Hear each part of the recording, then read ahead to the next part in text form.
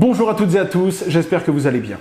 Qu'est-ce que la finance décentralisée? Vous êtes très nombreux à poser des questions sur la finance décentralisée, cette fameuse DeFi. Que ce soit sur les réseaux sociaux, que ce soit en commentaire, comment ça marche? Est-ce que c'est rentable? Est-ce que c'est vraiment utile? Comment est-ce que certains gagnent 5, 10 ou 20% d'intérêt par jour? J'ai bien dit par jour. Est-ce que c'est sans risque? Est-ce qu'il y en a qui abusent de ce système? Est-ce que ça a vraiment de l'avenir? Qu'est-ce qu'une pool de liquidité? Qu'est-ce qu'un échange décentralisé? Bref, les questions sont multiples. Les réponses sont parfois barbares car on répond à un mot et on explique un mot compliqué avec d'autres mots compliqués, alors que le concept derrière peut être assez souvent simplifié et vulgarisé. C'est ce que je vais essayer de faire dans la première partie de cette vidéo. Je vais vous parler de la finance décentralisée très rapidement, 2-3 minutes. Le but, c'est pas de rentrer en profondeur car on pourrait vraiment en parler des heures et des heures. J'ai déjà approfondi certains concepts. Là, on va rester vraiment en surface. À quoi ça sert? Comment ça marche? Pour pouvoir très rapidement zoomer sur le farming, ce truc dont on parle énormément en ce moment, le token sushi, le token yam, le saké et le token pizza, on a vu de tout, et ces fameux tokens où des gens vous disent faire des x5, x10 en quelques jours et gagner des intérêts à la limite de l'entendement. Mon objectif n'est pas de vous dire si c'est bien ou si ça l'est pas.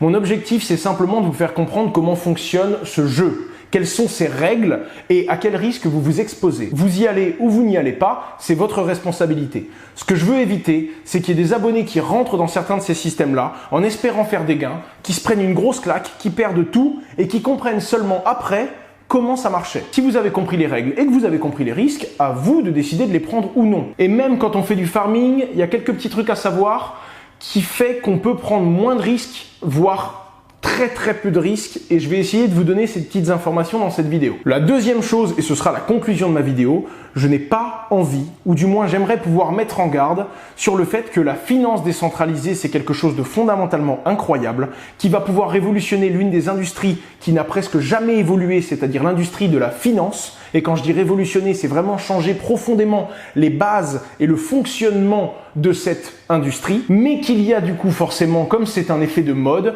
des gens qui viennent sans aucun intérêt pour cette technologie, sans vraie volonté de changer le monde grâce à la finance décentralisée, mais qui utilisent simplement la DeFi comme un buzzword afin de gagner de l'argent sur le très court terme. Un petit peu comme les ICO en 2017. On commence tout de suite par une petite explication très concise de la finance décentralisée. Très simplement, la finance décentralisée, ça va être reprendre des concepts de la finance traditionnelle, les prêts bancaires, les échanges, les emprunts en général, ça va être les assurances, ça va être tout plein de systèmes sur lesquels repose la finance à l'heure actuelle, la bourse par exemple, mais réussir à les apporter au monde de la blockchain et au monde de la décentralisation. C'est-à-dire la bourse, mais sans une banque qui choisit qui échange quoi, comment, à qui et sous quelles conditions. C'est-à-dire les assurances, sans que ce soit un groupe qui choisit qui est remboursé, qui ne l'est pas et sous quelles conditions. Mais toujours garder le côté pair à pair, de particulier à particulier. Et donc, on va remettre la confiance entre les mains d'une blockchain, d'un algorithme automatisé qui va respecter certaines règles transparentes et autonomes, au lieu de remettre cette confiance entre les mains d'une entreprise, d'un personnage, d'une assurance, d'un gouvernement, bref, de façon décentralisée. Ça, c'est le concept de la DeFi, la finance décentralisée. C'est vraiment la gouvernance, donc qui tire les ficelles, qu'on va venir remettre en cause et qu'on va venir faire évoluer avec plus de transparence. Ça, c'est la traduction très simpliste de la finance décentralisée. Maintenant, on peut changer énormément de choses et on peut révolutionner tellement de choses parce que la finance est très large. Et donc, décentraliser la finance, on peut décentraliser énormément de choses. Aujourd'hui, je pense pouvoir dire qu'il y a 5 grosses familles de finances décentralisées. Premièrement, les stablecoins. Un premier exemple, le fait que l'on puisse bloquer sa crypto-monnaie. Vous allez bloquer par exemple 100 € d'Ether ou de Bitcoin dans un contrat. Et ce smart contract autonome, décentralisé, va vous donner 25% de ce montant en dollars. Alors vous allez me dire quel est l'intérêt? L'intérêt, c'est que si vous avez beaucoup de crypto-monnaie, vous voulez peut-être pas la vendre. Parce que vous croyez peut-être fondamentalement que cette crypto-monnaie va prendre de la valeur Par contre, aujourd'hui, c'est pas encore évident et facile de vivre sa vie de tous les jours avec des bitcoins ou des Ethers. Vous pouvez avoir besoin d'euros ou de dollars pour payer, je ne sais pas moi, les études de vos enfants par exemple. Eh bien, vous allez pouvoir prêter de la crypto-monnaie dans un contrat. Ce contrat-là va vous donner 4 fois moins que le montant que vous avez prêté, évidemment, pour être sûr que vous allez revenir payer votre dette. Je rappelle que c'est pas une banque, elle ne sait pas où vous habitez, elle ne peut pas venir chercher en cas de non-paiement son dû à domicile. Et donc, le seul moyen d'être sûr que vous allez revenir, c'est de vous donner beaucoup moins que ce que vous avez bloqué. Mais en attendant, ça vous permet d'avoir des dollars, de gérer votre vie de tous les jours et malgré tout de conserver votre crypto-monnaie parce que si le Bitcoin fait x5, vous avez juste à venir rembourser les dollars que vous avez empruntés et vous allez pouvoir récupérer la crypto-monnaie. C'est l'un des exemples de finance décentralisée. Ça va créer une valeur stable adossée à l'euro ou au dollar tout en restant dans la finance décentralisée. Deuxième grande famille et deuxième grande application de la finance décentralisée, les prêts et les emprunts. Parce que du coup, basé sur ce premier concept, quelqu'un peut venir emprunter des dollars. Parce que oui, quand la blockchain va lui donner des dollars, eh bien quand il va venir les rembourser, il va rembourser avec des intérêts. Et donc, il y a des gens qui viennent prêter à la blockchain des fonds. C'est ce qu'on appelle le lending, d'accord? C'est ceux qui vont venir fournir cette liquidité. Et il y a ceux qui vont l'emprunter, le borrowing. Et ce sont les gens qui vont venir emprunter contre des intérêts la crypto-monnaie que d'autres ont prêté à la blockchain. Et c'est toujours la blockchain qui s'assure qu'il y a un ratio de collatéral, comme on appelle, qui fait que ce soit toujours intéressant pour celui qui est emprunté de venir rembourser sa dette avec les intérêts. Ce qui sécurise le prêteur qui lui va prêter de l'argent à la blockchain et récupérer des intérêts en plus. J'ai été un peu plus en détail sur ce concept-là dans la vidéo « Prêter sa crypto-monnaie contre des intérêts ». Elle s'affiche actuellement à l'écran, il y a une petite fiche pour y aller directement. J'explique comment ça marche, j'explique les plateformes centralisées et décentralisées qui vous permettent de prêter ou d'emprunter de la crypto-monnaie. C'est un système de finance qui peut être totalement décentralisé. C'est la deuxième grande famille. La troisième grande famille, c'est les produits dérivés, c'est-à-dire pouvoir trader directement depuis la blockchain le marché de l'or, le marché de la bourse de Paris, de Tokyo, etc. etc. J'ai fait une vidéo complète pour introduire la finance décentralisée à travers le scope du projet Synthetix Network, la crypto-monnaie SNX. J'explique cette crypto-monnaie qui est très complexe et son concept purement de finance décentralisée. On a bossé des dizaines d'heures avec une équipe complète pour pouvoir expliquer dans une vidéo simple le fonctionnement de cette blockchain. C'est une super illustration du potentiel de la finance décentralisée. Si ça vous intéresse, cette vidéo s'affiche encore une fois à l'écran. Ça va vous permettre, après une bonne vidéo d'une presque 1 heure, de comprendre comment on peut trader directement une action en bourse depuis la blockchain et de façon totalement décentralisé. Donc encore une fois, la finance décentralisée permet de faire des produits dérivés. Et donc depuis votre clé privée, depuis votre ledger par exemple, de faire des transactions et de parier sur Tesla en bourse par exemple. Ça c'est l'une des troisièmes grandes familles de la finance décentralisée. La quatrième et l'une qui commence à peine à se développer selon moi, c'est le monde de l'assurance. On va pouvoir, grâce à la blockchain, assurer certaines choses qui n'étaient pas assurables auparavant. Je vous donne un exemple très simple et je fais un petit clin d'œil à un collègue de la société Unslashed qui font pour moi une application incroyable de la finance décentralisée qui va apporter des solutions à des problèmes qui n'en avaient pas encore jusqu'à présent. L'exemple d'Unslashed est très bon. Imaginons une société dans le monde de la crypto-monnaie qui n'arrive pas à trouver d'assurance. Parce que quand on veut assurer sa voiture, il y a plein d'assurances qui proposent cette solution. Quand on veut assurer sa crypto-monnaie, il n'y a pas d'assurance, ça n'existe pas. Et certaines assurances ne veulent même pas couvrir des stocks de crypto-monnaie parce qu'elles ne comprennent pas. Donc elles ne vont pas vous proposer de contrat d'assurance. Et donc vous allez mettre tout votre budget sur votre sécurité, alors que normalement, comme le ferait une banque, elle va mettre la moitié de son budget sur la sécurité et l'autre moitié sur une assurance en cas de vol. Eh bien, les projets dans le monde de la crypto-monnaie n'ont pas cette option parce qu'il n'y a pas d'assurance. Eh bien, grâce à la finance décentralisée, on peut faire ce que l'on appelle une pool d'assurance. Des gens vont venir prêter de la crypto-monnaie dans cette pool. Tant que tout va bien, le projet va payer, je sais pas moi, 1% d'intérêt par an au prêteur, parce que ce sont les gens qui vont alimenter l'assurance en cas de problème.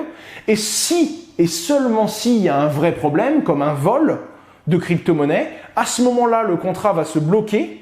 Il va y avoir une enquête pour vérifier que le projet a bien été volé et que c'est pas une arnaque à l'assurance, on va dire.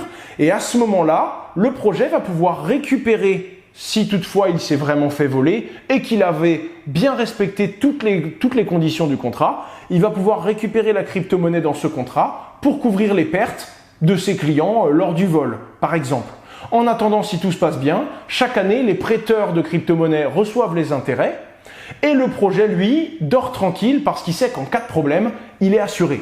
Le concept même de l'assurance, mais cette fois-ci, ce n'est pas une entreprise qui gère tout ça, mais bien un smart contract avec des règles transparentes et c'est donc une blockchain qui va gérer qui prête et qui est couvert en cas de sinistre. Je vous mets un petit peu plus de documentation sur mon collègue français et son super projet qui pour moi a beaucoup d'avenir et qui est un bon exemple de la finance décentralisée. Et là, on arrive à la 5e famille de la finance décentralisée. Enfin, je dis 5e, il y en a peut-être d'autres, mais j'ai essayé de faire des grosses catégories. Encore une fois, il n'y a pas de science exacte et je pense que d'ici 2021-2022, il y aura eu encore plein de nouvelles applications de la finance décentralisée, donc c'est à suivre. Je vous rappelle que cette vidéo est faite avec le recul et le spectre de vision que j'ai aujourd'hui, en septembre 2020.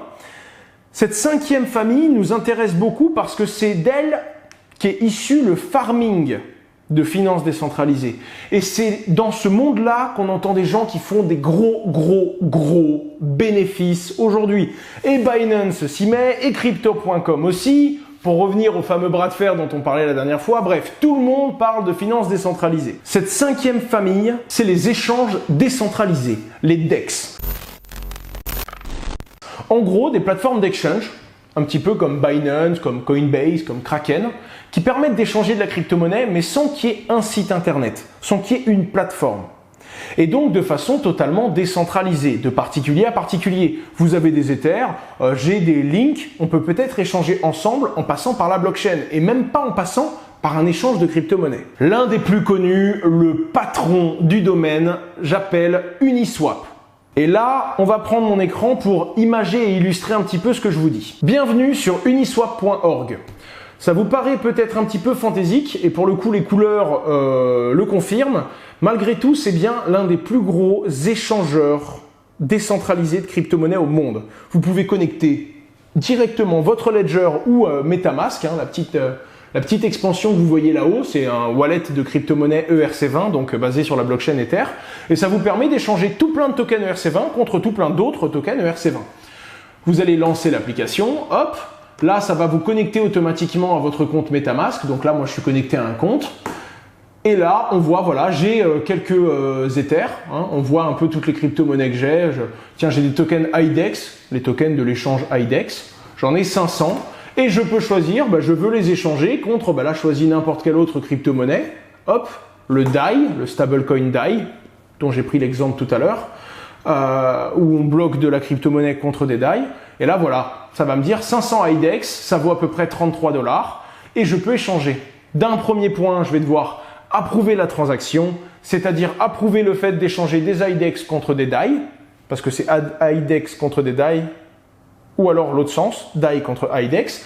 Et une fois que j'aurai signé avec ma clé privée la transaction, je vais pouvoir swapper et donc échanger de façon totalement décentralisée, sans passer par aucune plateforme d'échange, même si je vais perdre 1% de frais évidemment, ça c'est tout le temps précisé, je vais pouvoir échanger de la crypto-monnaie sans tiers de confiance, totalement décentralisé. Si j'échange des monnaies beaucoup plus connues, comme par exemple de l'Ether contre du DAI, les frais sont beaucoup moindres, évidemment. Encore une fois, c'est décentralisé, c'est bien, mais faites attention, on comprend beaucoup moins les frais qu'un certain Binance ou qu'un certain Kraken. Et des fois, on veut échanger de la liquidité, des monnaies qui ne sont pas connues du tout, et donc il y a tellement peu de stock sur la plateforme, on va dire sur le smart contract Ether, que du coup, vous allez payer beaucoup de frais. Donc, c'est nouveau, c'est génial, il y a un concept révolutionnaire derrière, mais si vous ne comprenez pas, évitez évidemment. Maintenant que je vous ai parlé de ce fameux échange décentralisé, il faut savoir qu'il y a des plateformes mi-centralisées, mi-décentralisées, comme Binance Dex par exemple. Et sur Binance Dex, vous arrivez sur Binance.org, qui est l'échangeur décentralisé de Binance. Encore une fois, j'ai fait une vidéo, c'est celle-ci, il me semble, voilà, Binance Dex, pour vous expliquer comment ça marche. C'est mi-décentralisé. Binance tire quand même un peu les ficelles, mais c'est quand même plus décentralisé que Binance.com que l'on connaît. Ce que je suis en train de vous dire, c'est que maintenant que vous avez compris ce concept-là, je vais pouvoir vous expliquer qu'est-ce qu'une pool de liquidité. Et là, on va rentrer dans le vif du sujet, le farming et ces fameux 4, 5, 10% d'intérêt par jour que certains arrivent à faire. Ce qu'il faut bien comprendre, c'est que moi, là, quand j'échange de la crypto-monnaie, je m'adresse qu'à la blockchain. D'accord? Et donc, en m'adressant à la blockchain, si je veux des DAI et que je veux lui proposer des Ethers, la blockchain, elle se doit d'avoir des DAI. Si elle les a pas, elle peut pas récupérer mes Ethers, prendre sa petite commission et me donner des DAI. Et donc, il faut d'autres personnes comme vous et moi, ben ouais, c'est décentralisé, qui vont fournir de la liquidité. Et là, on va regarder par paire. En gros, il y a des gens qui doivent venir en mode la paire Ether DAI, donc les gens qui ont du DAI et qui veulent des Ethers, ou l'inverse, les gens qui ont des Ethers et qui veulent du DAI. Eh bien, il nous faut du stock. Sinon, on ne peut pas faire les échanges décentralisés. Et donc, il y a des gens qui vont cliquer sur Pool et qui vont rajouter ce que l'on appelle de la liquidité. Ces gens vont venir en disant, bon, ben moi, je vais prêter à la blockchain des Ethers et des DAI. Il va y avoir des échanges toute la journée et à la fin de la journée, je récupère mes Ethers et mes DAI avec les petites commissions. Parce que oui, si ON a pu faire des échanges grâce à moi, un petit peu comme les mineurs de crypto-monnaies qui vont sécuriser les transactions des autres, eh bien, à la fin de la journée, si Uniswap a pris des commissions, je récupère une partie des commissions parce que j'ai fourni cette liquidité.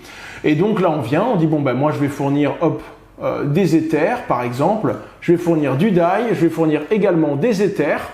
Du coup, je vais mettre, allez, je fournis 10 DAI, 10 DAI, c'est $10, l'équivalent en Ether, et hop, je vais pouvoir prêter à la blockchain. La blockchain va me prendre un petit peu des deux, donc si je veux prêter 10 000 €, il y aura 5 000 en DAI, 5 000 € en Ether. La blockchain, Uniswap, donc, va me rendre un token en échange, qui est un peu la preuve que j'ai prêté, un token du genre DAI Ether SLP2. Je vous dis une bêtise, hein, je vous donne un nom au hasard. C'est juste la preuve que j'ai prêté des DAI et des Ethers. À tout moment, je peux redemander à la blockchain de récupérer ces jetons et de me rendre mes DAI, mes Ethers et une petite commission. Voilà ce que l'on appelle apporter de la liquidité. Maintenant que vous avez compris le concept, vous prêtez à la blockchain de l'argent pour que les gens puissent faire leurs échanges et vous récupérez vos commissions. Bienvenue dans le farming de crypto-monnaie. Et là, ça devient vraiment borderline. Encore une fois, je ne vais pas juger. Je vous dis pas si c'est bien ou si c'est mal. Je vous explique comment ça marche. À vous de prendre le risque ou non. Et pour illustrer parfaitement ça, prenons l'un des plus connus. L'un des premiers, ça a été le YAM, si je dis pas de bêtises. Mais il y a également le sushi. Et ça, c'est merveilleux. Après, je vais vous expliquer comment ça a congestionné la blockchain Ether également. Parce que vous le savez, à un moment, on a parlé des frais Ether qui devenaient insupportables. 30 € pour envoyer des Ethers, 60 € pour envoyer tout autre token basé sur Ether. Et pour activer un smart contract, donc un contrat blockchain Ether, fallait payer 150, 300 € d'Ether, voire même 400 sur Synthetix Network par exemple, quand on voulait faire le moindre mouvement. Et ça devenait invivable. Eh bien, c'est en partie à cause de ces gens-là qui faisaient tellement de transactions qu'ils allaient saturer le réseau. Alors là, il y a un mec qui s'est dit, ok, c'est bien beau de prêter de la liquidité à Uniswap, mais on va gagner 1 ou 2% d'intérêt par an, pas très intéressant. On va inventer un concept où nous, on va donner 3 ou 4% d'intérêt par jour. Mais alors là, on se pose une question en mode, mais t'es bien gentil, mais le seul moyen de donner 3 ou 4% d'intérêt par jour aux prêteurs de crypto-monnaie, ce serait que les gens qui échangent la crypto-monnaie acceptent de payer des montants de frais faramineux. C'est le seul moyen de rémunérer de façon excessive ceux qui prêtent. Eh bien, pas du tout. Imaginez maintenant que je crée à la place du sushi, on va dire le ON token. Moi, je vous dis, regardez, vous allez prêter de la liquidité à Uniswap. Uniswap vous donne ce token avec un nom barbare. Regardez, tiens, par exemple, Sushi Ether SLP. Donc, c'est ceux qui ont prêté des sushis et des Ethers pour faire des échanges dans ce sens-là. Et en échange de ce jeton-là, je vais vous donner des intérêts complètement fous. Alors vous allez me dire, ok, je vois l'idée, moi je viens, il y a plein de gens qui vont venir, qui vont prêter des Ethers, des Bitcoins, plein de choses. En échange de ça, ils vont avoir des intérêts et les intérêts vont leur être payés en ON token. Mais c'est bien beau, mais ça va générer tellement de ON token, tout le monde va aller le vendre parce que le but, c'est pas de garder du Owen Token. Le but, c'est de mettre 10 000 € et de recevoir 300 € d'intérêt par jour. C'est ça le but de tout le monde. C'est pour ça que tout le monde en parle et tout le monde se jette dessus. Mais donc, si tout le monde vend le Owen Token très rapidement, il vaudra plus rien. Et à ce moment-là, s'il vaut plus rien, plus personne ne prête pour en recevoir. Et à ce moment-là, ton truc, il s'effondre. Eh bien oui, mais non, parce que le système a été encore plus malin que ça. Imaginez que moi je vous dise, ok, je vous donne 3% d'intérêt par jour si vous prêtez des Ethers et du DAI, ou si vous prêtez des Ethers et de l'USDT par exemple. Par contre, si vous prêtez, et c'est là qu'on voit l'exemple, du sushi et des Ethers, d'accord, ou alors pour reprendre mon exemple à moi, de l'Owen et des Ethers, là c'est pas 3% par jour que je vous donne. Là je vous donne 10% par jour. Et regardez d'ailleurs, l'exemple est parfaitement illustré. Attention, si vous prêtez des crypto-monnaies, vous avez des bons intérêts. Par contre, si vous prêtez et donc vous bloquez des sushis directement, donc le token de la plateforme, là vous allez avoir un bonus de x5. Donc en gros, 5 fois plus d'intérêt que si vous prêtez autre chose. Regardons un peu les rendements. 142% par an si on prête des sushis Ether, 58% par an si on prête de l'USDT et des Ethers, etc., etc. Bref, les intérêts changent, mais c'est le plus souvent, le plus rentable, c'est de prêter des sushis. Et évidemment, il y a différents rendements. Et pour vous donner un ordre d'idée, à l'époque où j'ai essayé, moi j'ai essayé sur ça, SUSD, donc un stablecoin, et des Ethers. J'en ai prêté à Uniswap. Ça m'a donné le jeton que je suis venu bloquer sur cette plateforme pour avoir des gros intérêts. À l'époque, c'était 2000% par an, d'accord? Donc on est presque à x2 tous les 20 jours. J'ai prêté ça à la plateforme. Ça me donnait plein de sushis et j'allais les vendre au compte-gouttes. Ça, c'est ce qu'il faut comprendre. Le truc, c'est maintenant, mais alors, qui paye l'addition dans cette histoire? Eh bien, ceux qui payent l'addition et ceux qui payent les intérêts faramineux que vont générer ceux qui prêtent des SUSD, des Ethers, tout plein d'autres cryptos, ce sont ceux qui vont acheter les sushis. En effet, parce que ceux qui vont simplement farmer, donc prêter des Ethers, des SUSD, pour générer des sushis tous les jours, ces gens-là ne font que farmer du sushi. Ils vont prêter à la blockchain leur rend des sushis sous forme d'intérêt et on va vendre les sushis au compte-gouttes pour récupérer ces intérêts. Mais pour pas que le prix du sushi s'effondre, la plateforme SushiSwap dit aux gens, pour gagner encore plus d'intérêts, bloquez vos sushis, n'allez pas les vendre. Et donc il y a des gens qui viennent carrément acheter au marché des sushis pour aller les bloquer. Et à ce moment-là, quand il y a des gens qui viennent vendre leurs intérêts et donc qui viennent vendre leurs sushis, il y a des gens qui les achètent pour générer encore plus d'intérêts. Et là, c'est une course. Premier arrivé, premier servi. Les premiers qui arrivent se goinfrent. Et les tout derniers, c'est-à-dire quand les gens vont arrêter de stacker du sushi pour avoir des intérêts et quand tout le monde va aller vendre, le prix va s'effondrer d'un coup et les tout derniers qui n'auront pas suivi la plateforme pendant 3-4 jours, qui vont revenir en mode « moi j'avais vendu tous mes Ethers ou tous mes Bitcoins contre des sushis pour les prêter à la plateforme », et bien maintenant le sushi, son prix a été divisé par 10. Par exemple, il était à 8 € pièce et aujourd'hui il est à 2 € pièce. Et je suis prêt à parier que soit les rendements que vous voyez ici, pour ceux qui prêtent de la crypto, vont totalement s'effondrer, c'est déjà le cas, divisé par 10 sur une semaine, soit c'est le prix du sushi qui va s'effondrer. Mais quoi qu'il arrive, il doit y avoir une régulation à un moment ou à un autre, puisque les nouveaux entrants doivent payer les nouveaux sortants, ceux qui veulent vendre le jeton pour disparaître. C'est comme ça que ça marche. Mais alors, qui c'est le grand gagnant dans cette histoire? Parce que c'est bien beau qu'il y ait des perdants, des gagnants, mais ça c'est la vie, quoi. Ça a toujours fonctionné pareil. Eh bien, les grands gagnants, c'est ceux qui ont créé la plateforme Sushi. Parce que eux, quand ils ont créé le sushi, ils en ont gardé plein de côté. Et quand le sushi valait 8 € parce qu'il y a plein de gens qui en achetaient pour avoir des intérêts, puis il y en a qui vendaient, eux, ils en avaient plein de côté, ils ont vendu, ils prennent leur gros chèque, et une fois que la plateforme reste rentable ou non, peu importe, parce que tout s'effondre, eh bien, une fois que Sushi est passé, on passe à un autre nom, Pizza Token, et on fait une nouvelle plateforme. Tout le monde se jette dessus parce que c'est au début qu'il y a les meilleurs rendements, d'un coup le truc s'effondre, les derniers à sortir ont perdu de l'argent, mais c'est pas grave, après on en créera un autre. Regardez ça par exemple, le saké, c'est le prochain qui est en train de monter en pression. Même concept, et on le voit bien. Comment échanger? About. Comment échanger? About. Se connecter avec son portefeuille, etc., etc. Et on va vous proposer, oh là là, même concept. le saké Daiquiri, c'est le Dai contre le saké. Ici, ça peut être le token BOT et le token Ether. Ici, ça va être le token Lend et le token Ether. Même concept, avec des super gros intérêts, 270% par an, 1100% par an. Le meilleur rendement, c'est si on accepte de bloquer le token saké, comme par hasard. Ce que je veux vous dire, c'est que c'est toujours pareil. Il y a un mécanisme qui fait que ceux qui vont acheter vont financer ceux qui sortent. Ce qu'il ne faut pas faire, ce que je déconseille formellement, c'est pas de ne pas s'intéresser à ces plateformes. C'est comme les ICO en 2017. Il y a un effet d'euphorie. Vous pouvez profiter de l'euphorie pour gagner de l'argent. Par contre, n'arrivez pas en achetant du saké, en achetant du sushi ou en achetant je ne sais quel nom de token idiot.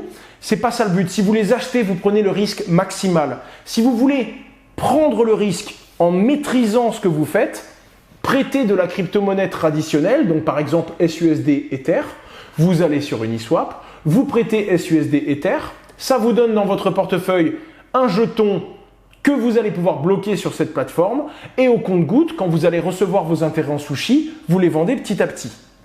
Même s'il y a encore deux problèmes à résoudre. Malgré tout, en faisant ça, vous prenez moins de risques, car si le sushi s'effondre d'une minute à l'autre, bien vous allez récupérer vos Ethers et vos SUSD de la blockchain et c'est vos intérêts qui se sont effondrés et non pas votre investissement. Si vous arrivez en mettant 1000 €, vous les changez en sushi et que dans la nuit le sushi est divisé par 10, vous êtes un gros perdant. Donc déjà, commencez par farmer à la limite ces fameux tokens fantasy, mais surtout ne les achetez pas. Règle numéro 1, conseil numéro 1. Après, si la plateforme vient de commencer, que vous avez un moyen d'en acheter et que vous pensez que ça va faire x10, à vous de prendre ce risque. Moi, je vous conseille, surtout si vous êtes débutant, de rester très loin de tout ça. Si vous commencez à comprendre un petit peu comment ça marche, farmez, mais n'achetez pas le jeton. Et même en farmant, même en bloquant simplement la crypto, il reste deux risques. Le premier est un risque technique. En effet, ce sont des smart contracts. C'est la blockchain, c'est décentralisé, il n'y a pas un mec qui peut se sauver avec la caisse. Mais quand les contrats commencent, il n'y a pas beaucoup d'argent dessus. Ils n'ont pas été audités. Qui vous dit que les développeurs, et même si c'est une blockchain, ils n'ont pas mis ce que l'on appelle une backdoor, donc une petite commande qui leur permet de vider tous les contrats et de récupérer tous les Ethers qui ont été prêtés par les gens. Alors, la bonne réponse à ça, c'est de vous dire que bon, au tout début, quand vous arrivez sur un protocole, il n'y a pas grand-chose. Là, vous voyez, il y a 110 millions de sushis. Un sushi à 2 €, ça veut dire qu'il y a 220 millions de dollars bloqués dans ces contrats. Et je peux vous dire que vous et moi, si on bloque 1000 €, on ne va pas payer des développeurs pour auditer un contrat et pour être sûr qu'il n'y a pas une backdoor. Par contre, quelqu'un qui prête 50 millions de dollars, lui, il a payé des développeurs. Et donc, ce que je veux vous dire, c'est que ceux qui créent la plateforme SushiSwap, pour moi, ce sont des gens qui sont très intelligents. C'est vraiment des génies de la finance. Et ils ont fait un système financier qui fait que les premiers arrivés vont se goinfrer, les derniers arrivés vont payer l'addition et eux, ils vont avoir une grosse commission dessus parce qu'ils vont pouvoir revendre des jetons. Le but, c'est pas de voler les gens. Le but, c'est de leur permettre tout simplement une course. C'est un Hunger Game. Tout le monde rentre dans le Hunger Game. Il y aura des perdants, il y aura des gagnants, mais vous connaissez les règles. Voilà. Je ne pense pas que ce sont des gens qui, de nature, vont mettre des backdoors et vont essayer de voler l'argent des gens dans ces contrats. En attendant, faites attention aux tout nouveaux projets. Un projet comme SushiSwap, il a été totalement audité par des milliers de personnes. Il y a peu de chances qu'il y ait une faille et qu'il y ait un mec qui vide les contrats. En attendant, si demain on vous dit « Ouais, viens sur le Pulp token qui vient de sortir il y a 1 heure », faites attention. Mettez pas toutes vos économies car vous pouvez avoir un problème. On imagine maintenant qu'il y a une plateforme comme ça, qu'il n'y ait pas de backdoor, d'accord, qu'il n'y ait pas de problème technique, qu'il n'y ait pas de faille qui permette à un hacker, parce que ça peut être le créateur qui a mis une backdoor, mais ça peut aussi être un hacker qui trouve une faille et qui vide les contrats. Attention. On imagine qu'on est dans le meilleur des mondes, il n'y a pas de faille. Le smart contract, c'est bien la blockchain, c'est bien sécurisé. Même si vos intérêts, eux, peuvent s'effondrer d'une minute à l'autre, la crypto que vous avez prêtée, d'accord, à Uniswap ou à la plateforme, ne risque rien. On imagine que ça ne risque rien. Eh bien, il reste quand même un dernier risque.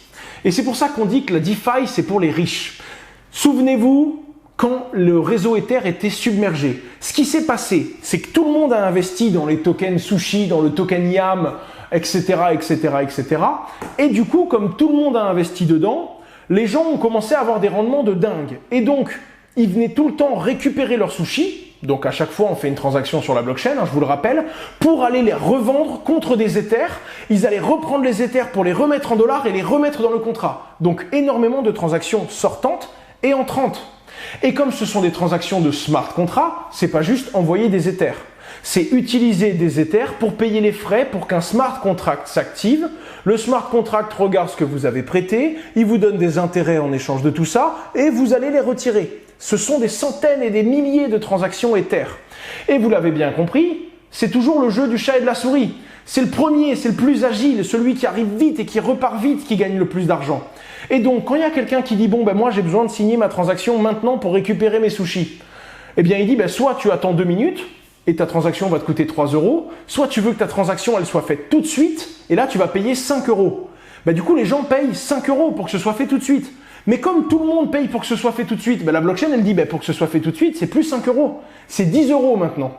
Et du coup, les gens, les utilisateurs de la blockchain Ether, eux-mêmes ont été enchérir sur les prix.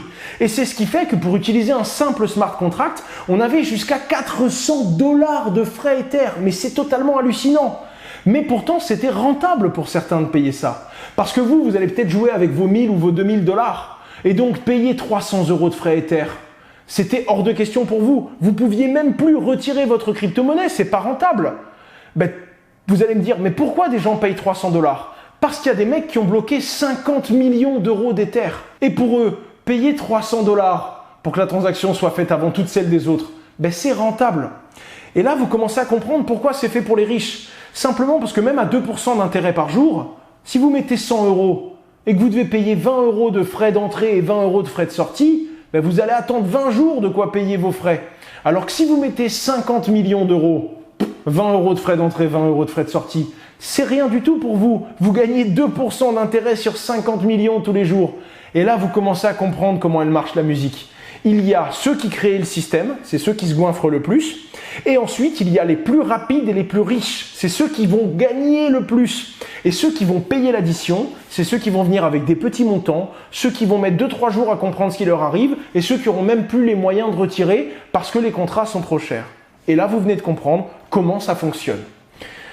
Si je vous raconte toutes ces choses-là, c'est pas pour vous dire que le DeFi c'est mauvais. Et en réalité, il y aura peut-être des plateformes de farming qui auront dans 1 an ou dans 6 mois des intérêts très raisonnables, des 2, 3, 5, 10% par an, mais plus des intérêts de fou comme on a connu. Et à ce moment-là, la plateforme permettra réellement de rémunérer les gens qui proposent de la liquidité sur le marché, avec un sushi qui un jour pourrait être utile à d'autres choses. C'est possible. Je pense que le business model, l'utilité n'est pas idiote.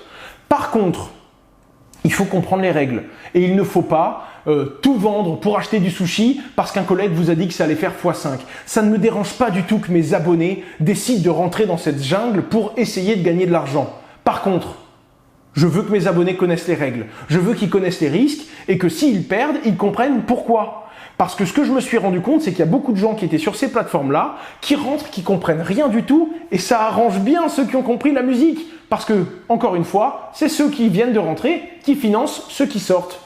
Je me devais donc de vous faire une vidéo pour vous expliquer tout ça. Et de la même façon, vous dire que ça ne représente en rien la DeFi, d'accord? C'est comme les ICO en 2017. Oh là là, les ICO, c'est génial, toutes les ICO marchaient en 2017. Même si vous aviez un projet pourri avec une crypto-monnaie qui ne servait à rien, vous alliez faire x10. Donc, j'ai pas de mal à ça, il y a plein de gens qui ont gagné de l'argent. Mais le problème qu'il y a eu, c'est qu'après, quand c'était plus la mode, quand plus personne ne faisait ça, eh bien, il y a des super bons projets avec des vrais fondamentaux, une vraie idée, un vrai projet qui lançaient leur ICO et qui ne récoltaient pas 1 € parce que les ICO c'est fini, c'est plus la mode. Et du coup, on a un super bon outil, les ICO, qui a été traîné dans la boue et qui a été super mal vu simplement parce que c'était plus la période. Eh bien, la finance décentralisée, ça a un potentiel de malade. On est au début de quelque chose d'incroyable et ça m'embêterait vraiment qu'un jour il y ait un problème dans un smart contract de farming sur le sushi ou sur je ne sais quel nom de crypto-monnaie qui va apparaître demain et que du coup pendant 2 ans on veuille plus entendre parler de finance décentralisée parce que les gens compareront la finance décentralisée à tous ces sites de farming et se diront ouais ça c'était avant, c'est passé, c'est fini maintenant. Pas du tout. Je veux vraiment et j'aimerais vraiment que les gens différencient la finance décentralisée, quelque chose de nouveau, de complexe, mais qui peut apporter des solutions incroyables, à un nouveau concept qui se base sur l'une des 5 familles de la finance décentralisée, qui prétend révolutionner le monde avec des intérêts super rentables et qui du coup propose à des gamblers, à des parieurs, car ce sont ça, les gens qui vont sur ces plateformes, 99,9% d'entre elles ne viennent pas pour la liquidité et pour la magie de la finance décentralisée. Ils viennent juste en mode « Oh là là, c'est compliqué, tout le monde se jette dessus, eh bien moi, mon pari, c'est de courir plus vite que mon collègue. » Ça reprend un adage qui dit « Si vous êtes avec un ami dans la forêt et que vous avez un tigre qui vous court derrière pour vous bouffer, le but, c'est pas de courir plus vite que le tigre. Le but, c'est de courir plus vite que votre collègue. » Eh bien, c'est pareil. Le tigre, c'est la plateforme. Quoi qu'il arrive, il va gagner. La question, c'est est-ce que vous allez gagner ou est-ce que c'est votre collègue qui va gagner? Ça dépendra lequel de vous deux est le plus malin, lequel de vous deux sort en premier. Tout simplement. Je voulais lever un petit peu le voile là-dessus parce qu'il y a des vraies bonnes opportunités. Et moi-même, j'ai été farmé. Une fois que j'ai compris le concept, que j'ai compris comment farmer sans prendre trop de risques et que je savais que j'avais des montants suffisamment importants pour pouvoir être rentable. Mais en attendant, monsieur tout le monde qui veut mettre 500 ou 1000 euros sera rarement rentable dans ce genre de plateforme et il faut être capable de vous le dire. Je clôture cette vidéo par un petit clin d'œil aux géants qui se lancent là-dessus. Alors, j'ai fait une vidéo sur mon Instagram. J'avais une news à donner à la communauté parce que je pensais vraiment qu'il y avait une opportunité et je peux pas tout le temps faire des vidéos en 5 minutes et les mettre sur ma chaîne YouTube. Donc, j'utilise beaucoup IGTV. D'ailleurs, un petit merci parce que sur le Instagram Asher, on est passé de 6000 abonnés à 10 000 en quelques semaines. Sur mon Twitter, je tweete de plus en plus. On est à plus de 30 000 abonnés. C'est Power Asher, mon Twitter. Il s'affiche à l'écran. Il est également dans la description. Merci à vous. YouTube, ça me permet de communiquer les grands messages, mais des fois, quand je veux vous dire un petit truc très rapidement, eh bien, j'utilise les stories sur Instagram, sur YouTube et sur toutes les plateformes, mais je peux pas tout le temps faire des vidéos. Donc, merci à tous ceux qui me suivent et qui me permettent de communiquer de façon beaucoup plus agile qu'attendre une vidéo sur ma chaîne YouTube à chaque fois. Je vous invite donc, et je vous mets le lien en description, d'aller regarder la vidéo qui vous explique ce que Binance est en train de faire. Vous vous souvenez, quand je vous ai parlé des cartes de débit qui permettent de dépenser la crypto, j'ai annoncé qu'il y avait un bras de fer entre Binance et Crypto.com et que ça allait laisser des opportunités. Eh bien, Binance a lancé sa pool de farming, ce qui fait que quand vous bloquez des BNB et des BUSD pour avoir des intérêts sur votre compte Binance, je vous rappelle comment ça marche. Hop, vous allez sur votre compte, hop, vous allez dans Saving et vous allez pouvoir prêter de la crypto-monnaie contre des intérêts, évidemment. C'est sur Binance, du coup c'est solide, c'est sérieux. En plus, Binance ont une assurance en cas de vol. Et en échange, si vous prêtez certains tokens, vous avez des intérêts, c'est très très bien. Regardez, 5,5% par an pour un stablecoin USDT, c'est très bien. Mais si vous prêtez l'un de ces trois-là, ARPA, BUSD ou BNB, eh bien vous allez recevoir des tokens BEL, le token BEL, qui est un petit peu le sushi de Binance. Et ce token BEL, quand il va être listé, il risque d'exploser, etc., etc. Et pourquoi Binance a fait ça? Pour que les gens viennent bloquer des BNB. Pourquoi ils veulent que les gens bloquent du BNB? Parce qu'en bloquant du BNB, vous faites monter le prix du BNB, parce que vous ne le vendez pas. Et regardez le prix du BNB, il en est où là? BNB USDT. 8% aujourd'hui. Il est venu taper les 32 $ dans la journée. Alors qu'il y a quelques jours, lors de l'annonce de ce concept, le token était autour des 25, 22, 24, 25 $. Et c'est ça les opportunités dont je vous parle. Et comme par hasard, après que le BNB est pumpé, Crypto.com, Farming, DeFi, ils lancent également leur concept. Parce que eux aussi, ils se doivent de concurrencer Binance et de proposer DeFi Swap, une plateforme d'échange décentralisée où vous pouvez avoir des gros intérêts si vous bloquez des CRO, la crypto-monnaie de Crypto.com, pendant longtemps. Et donc, quand j'en ai parlé lors de la dernière vidéo, j'ai acheté des BNB, le token s'est évalué, donc il a pris beaucoup de valeur, et en plus de ça, j'ai reçu dans mon solde quelques BEL qui me permettent du coup d'obtenir le jeton de farming de Binance.